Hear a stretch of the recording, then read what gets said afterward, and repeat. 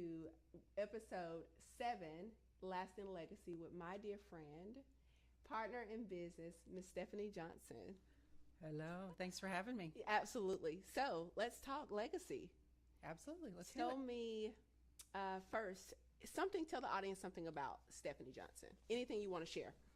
Oh, that's a wide, that is a wide Range. there. Yes. Let's see. I am mom, wife, sister, friend, all kinds of things. Employee, employer, Yeah. entrepreneur, author, Yes. writer, Yes. That's good. continuing education instructor, physical therapist. She's all things. She's all things. And so that's why I wanted her to come on and us talk legacy.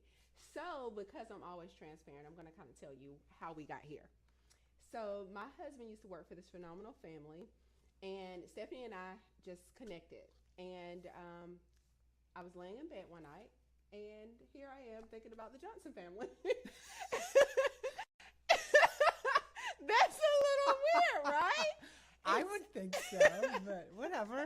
You do you, Pam. So I launched, a lot of you guys know that I launched VRG to bring on and spotlight local leaders like Stephanie in the community.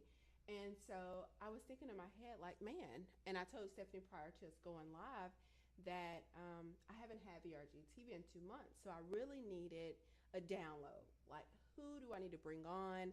How can they make impact in the lives of my audience and different things like that? So brings me back to me laying down like, okay, who do I bring on? And so the Johnson family is one. And I thought about Stephanie because she's phenomenal, one. But because they've created legacy. Like, I've watched from the time my husband worked for them to now how they show up. You guys show up all the time. Not just for your kids, not just because you heard she said she's a mom. She's retired, and we're going to get to that. I'm excited about that. Yeah, she's not really retired, but she's retired from an industry, and so we're going to dive deeper into that. So, Miss Stephanie, let's talk about your kids. Okay. How many kids do you have? You can share their names if you like. You don't have to, but tell us about your kids. Have 4 awesome sons. Depends on the day as to which adjective I give my sons. But yes, we have 4 sons. They were all teenagers at the same time. Ooh, Yes, we had a imagine that. very healthy wine budget during those days. But yeah, so 3 of them are now out of the house. We have one first year at Alabama.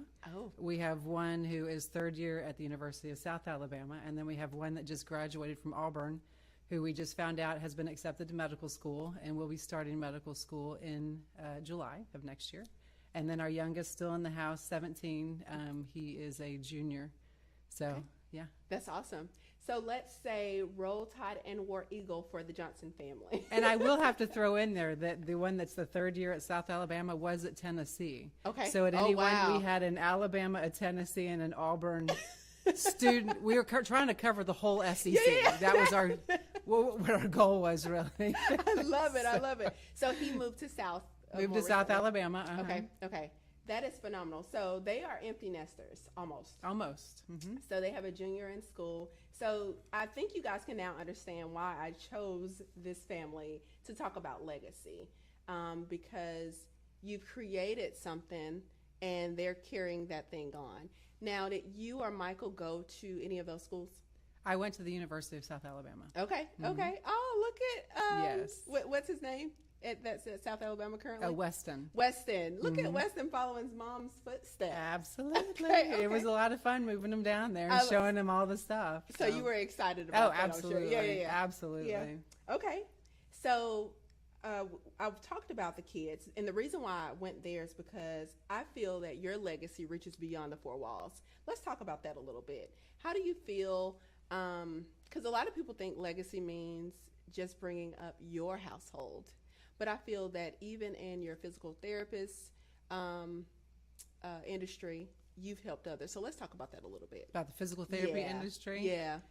It's really hard not to touch other people's lives when you work in the healthcare industry. It's Yeah. really hard not to impact their future, impact the trajectory of their life. Yeah. And working in pediatrics, which was my specialty,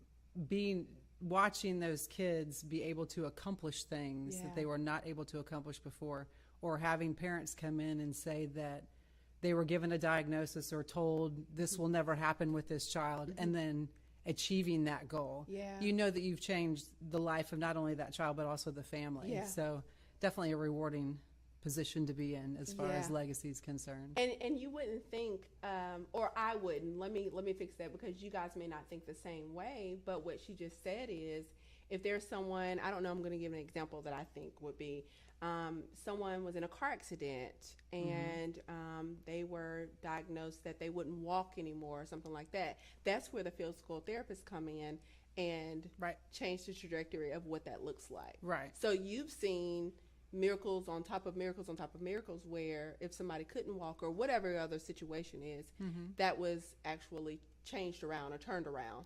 In some cases, or in other cases, we just get them as adaptable and functional as possible, Okay. and show them there's more than one way Yeah. to live a life. You know, there's more than one way to have a fulfilling life. Yeah. We often joke in the PT world that not only are we physical therapists, but oftentimes we are counselors, bartenders, if you will, because when you have an injury, Yeah. it changes your It does. psyche. It Yeah. change, you know, especially if you have never had a major injury before. Yeah. You think you're invincible. You don't think that you can get hurt. Absolutely. And when you do get hurt, it makes you feel human, and it really affects your mentality. If you Yeah. were sick for a really long time, it affects your thought processes. Absolutely. And a lot of people, you know, suffer depression, anxiety afterwards.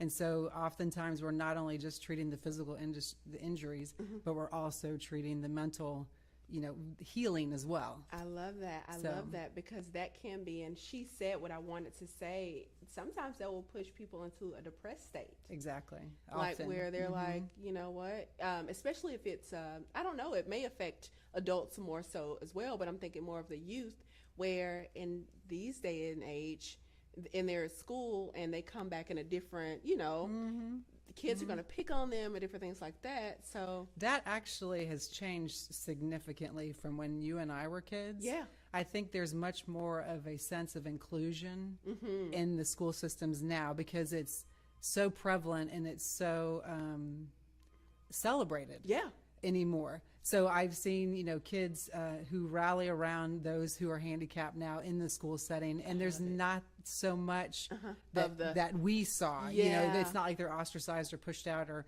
made to feel different. They're actually included, because all around them, from the, you know, the administrators to I the love community, they're supporting that Yeah, yeah. child and showing others, hey, just because they have this maybe physical- arrive in a wheelchair, that doesn't make them any different. Yeah. You know, as a person, as a human being, than you are. I love that. I So, love that. absolutely. I am excited about that. Okay, so that has actually changed my perspective on how I look at things, because when you think about PT, you're like, oh, but no, you guys are actually changing lives. Like you said, from a physical and a mental aspect. So absolutely. remember that, guys. So you are retired. I Let's am talk about Retired retirement. from, yeah. Let's talk about the world of retirement in Stephanie's Sure. world. So I'm going to let you kind of tell them. We kind of touched on it already. She's a retired physical therapist. But now that you are retired, how is that world? Well, I put retirement in air quotes, because currently people still are finding me, and they're like, hey, I need, or I'll go to the grocery store and they're like, could you, so it's still happening. Yeah. So I'm not 100% retired Yeah. in that capacity, but I have, you know, moved away from clinical practice, Yeah. so to speak, Yeah. just to kind of take a break from the industry and move into kind of exploring Yeah. what else, now that, you know, my kids are almost all out of the house and whatever. It's kind of like, what else is there besides what I've been doing for the last 26 years? Yeah. And wanted to kind of explore some different career opportunities, or just some different, you know, aspects of life. Yeah. You know, Yeah. I So, love that. and still, I'm a continuing education instructor for physical therapy still. So Okay. I'm kind of still have my foot in it a little bit, Okay. but not clinically practicing. I love it. Yes. Okay. So have foot in there, but then now I have my husband, Yes. when I retired, said, can you please come work in the office with us? And so I have been the CFO for that company since it started Okay. back in 2014. Okay. And so now I just do my job in the office Yes. instead of at home. Okay. So I have a desk now. Okay. But the funny thing is now that I'm there, they're like, oh, hey, while you're here, can you also do X, Y, and Z? And so I'm like, okay, I'll do X, Y, and Z. And for I don't know how this happened, but in the last 3 years, my job has gone from being just doing my CFO work to now I'm the operations manager, and now I'm doing outdoor lighting design, and now I am meeting with this person and that person, and now so it's like my job keeps growing to the point where I'm like, hey, can I hire some help for myself? Can I get an executive assistant or something? Right. So I love that. Looking for an executive assistant to kind of take. I'm like, you're putting too much on me. I'm retired. Yeah. You know? Do you not understand what this that is means? how it works. Yeah. But when you, I think it's a mother and a woman thing that when we see something needs to be done, we pick it up. and then it never gets taken away from us again. And that's it. So learning to say no, or I can't get to that. I think is Yeah. something I need to learn. Yes. But I love that though. She's helping. She's even showing her kids, though I've retired now, I can pick up and help Dad more with this company that he's built from nothing. Now, how many years later? 9 years. 9 years later, still carrying that business on. And she didn't physically let physical therapy go. She still continued. Has a foot in that. Yeah. So I love that. So, and one of our sons actually worked for us, the civil engineer who's down in South Alabama. He worked for us last summer, loved having him as part of the team, and then over Christmas break comes back and works while he's home for Christmas break. I love it. So having him in there, and of course Michael's desire is for him just to take the company and run with it. But we'll see where his life takes him. So I have a question in there about that. So we're going to get to that too. Okay. So I just noted that you guys are about the legacy of your family, but others as well. Obviously, you just said so many things that touched on that. So we don't have to touch on that question. I'll skip to the next one. Alrighty. Actually, the next question is, do you think any of your kids would ever want to take over the family business? He has said, the one who worked for us, he says, I'm going to put that as my plan B.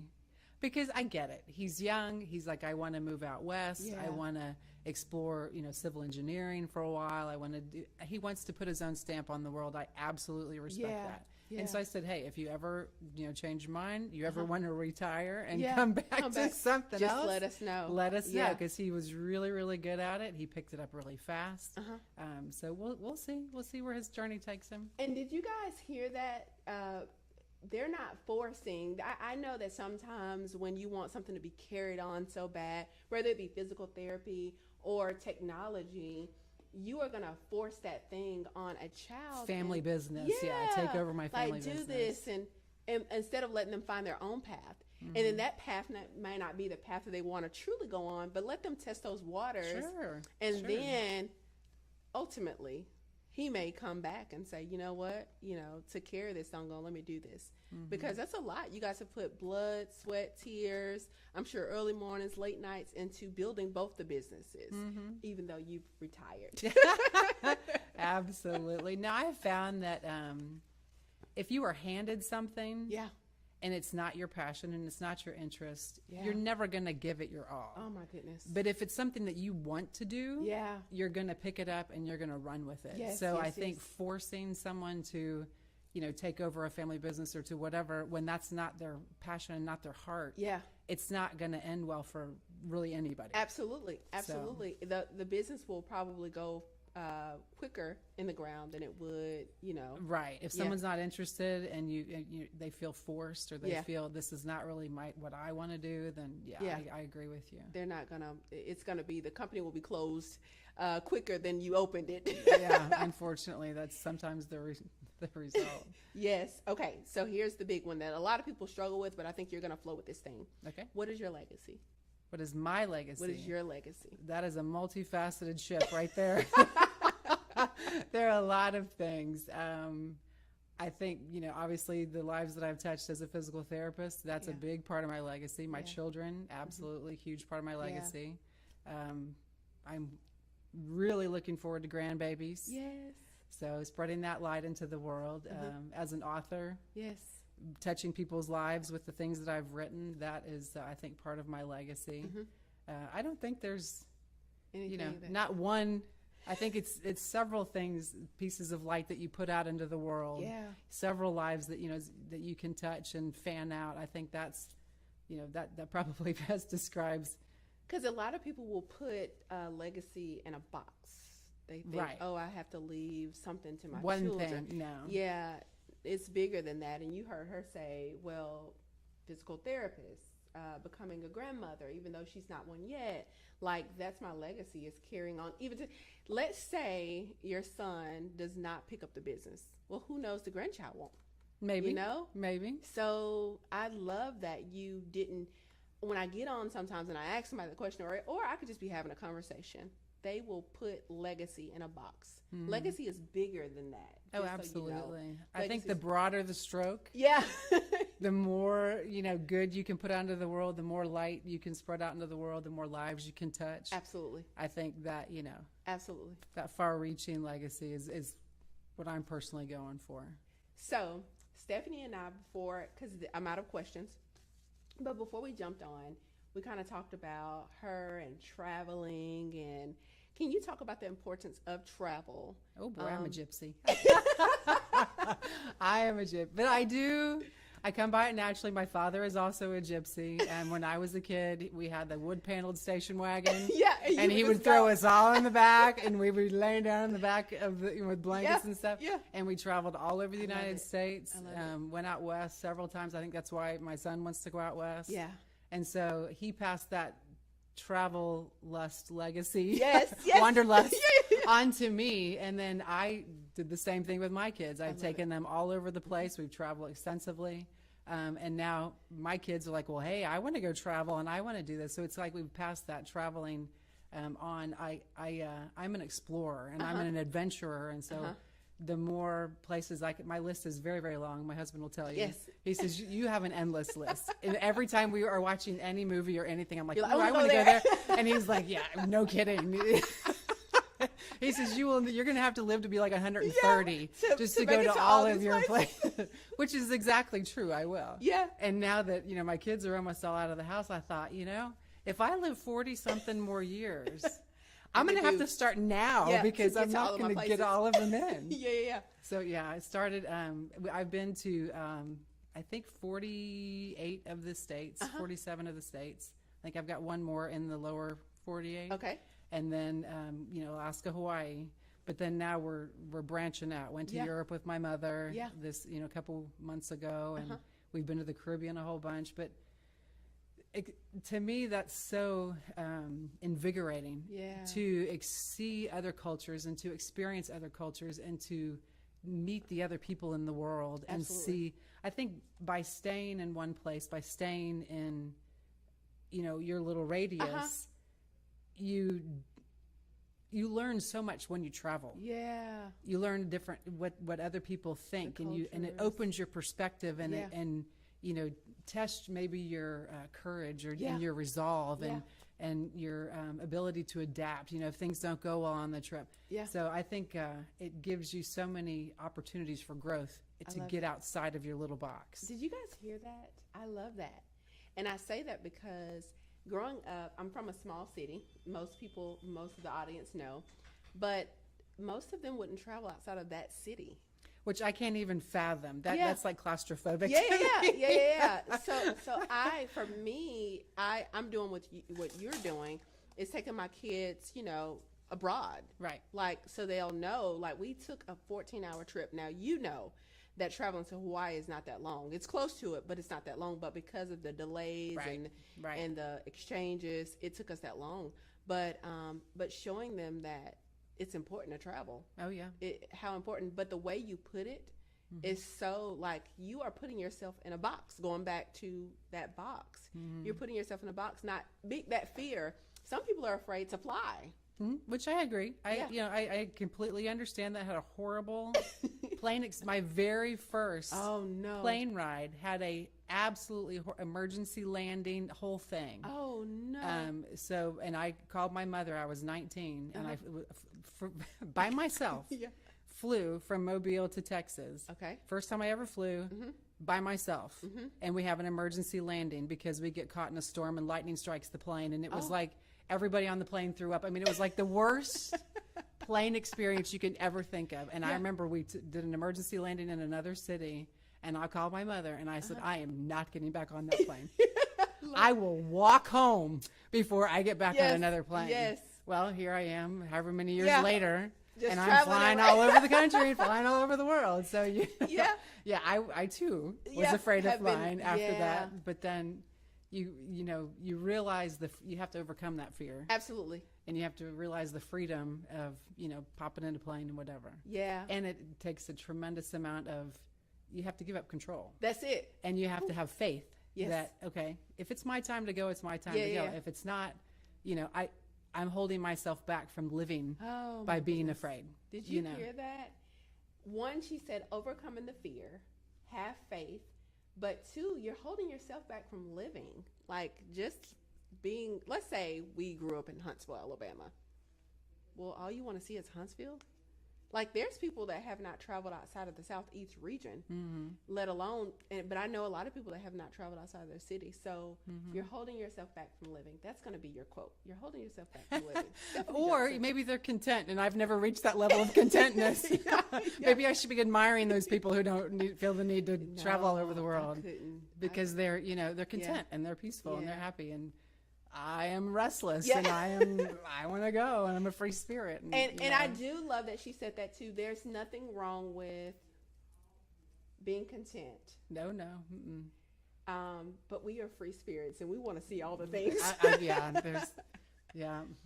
I hope God granted me like 125 years because I've got a lot to do. Yeah. I love that.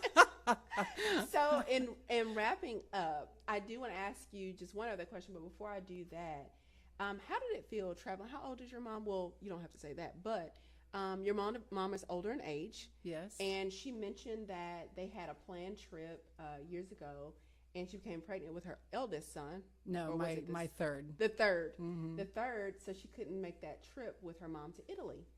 But they since just this summer. Just got back about a month ago. Mm-hmm. Just got back a month ago. Was able to make up that trip. How did that feel? Oh, it was fantastic. Yeah. It was absolutely fantastic. Yeah. Like as I said, with my kids all leaving the nest, and I was like, I better get started. And I called her and I said, hey, I know that she's traveled to Europe several times. Yeah. I was like, you've been, you know how to, navigate all this stuff. Let's go. And let's go to England because they speak English there. Yeah. And I don't have to worry about the language barrier first time to Europe. Yes. And I said, do you want to go? And she was just like, I will pack today. Mom's ready. No, actually, this is how it came to be. I was like, hey, I'm thinking about doing this. Mm-hmm. I'm thinking about going to England this year. If I go, would you want to go with me? Uh-huh. And so she's like, oh my gosh, that sounds fantastic. I've always wanted to go to England, didn't get to ever go, da-da-da. Like a week later, I need your passport information and I need this because I've booked us on it. So it went from, hey, I'm thinking about to, hey, get your stuff ready. This is happening. I've already booked it. We're going this date. Does that work for you? I love it. That's my mom. So. I love it. I absolutely love it. So that's legacy. Absolutely. That's something that she will be able to share with her kids. Obviously, they know, but grandkids, let's say that. She'll be able to share with her grandkids. Mm-hmm. So going back real quick, she said that if it's your time, it's your time. But can we remind people that if you're in a car, you could have that same accident that the plane Absolutely. You could be walking across the street. And get you hit. Could be eating a hot dog at your house. Yes. If that's what's, Yeah. So if you desire, if you're content, we don't want you to get outside of your comfort zone. But if you desire to live. Absolutely. By all means. Because if not, Stephanie's going to do it for you anyway. Well, come with me. Oh my goodness. Well, I thank you so much for sharing with us today. Absolutely. I love being here. Is there any fun fact that you would like to share with the audience? Any encouragement, anything, wisdom, whatever it is, anything that you would like to share before we hop off? Oh, that's a big question. I would say that I have never let fear drive my life. Mm. And so I would encourage anyone not to ever live afraid. Yeah. Life is too short. And we are designed to do so much with our time here. Yeah. So don't live afraid. That would be my advice. Don't live afraid, guys. Well, this is the end of episode 7 of VRG TV. Before I go, though, I have one last thing. If the people wanted to contact you for continuing education, she's all things Stephanie, how would they find you? Call Pam. No. Call me, because I know where they are. Yeah, she's got all my stuff. Yeah, they can email me. I mean, I'm pretty much an open book. I love talking, with my fellow human beings on a regular basis. We did not give my friend Michael a shout out. So let's talk about Mosaic real quick. Okay. Give us his Instagram, but also talk about what you guys do over there at Mosaic. Okay. Mosaic Smart Technology Design is Michael and I's company. We do smart technology for residential and commercial applications. So anything that involves automating your home, your televisions, your sound systems, your thermostats, your smart locks. That's what our company's involved in. So MosaicAV.com is the best way to reach us. Yes. And that is Mosaic with a Z, MOZAIC, AV.com. Awesome. Tells you all about our company and all about us. I love it. Well, thank you again, Miss Stephanie. Follow them at Mosaic on Instagram. And if you need to reach them, really, contact me. She's got all the stuff. But we thank you guys for joining us, and we will see you next time.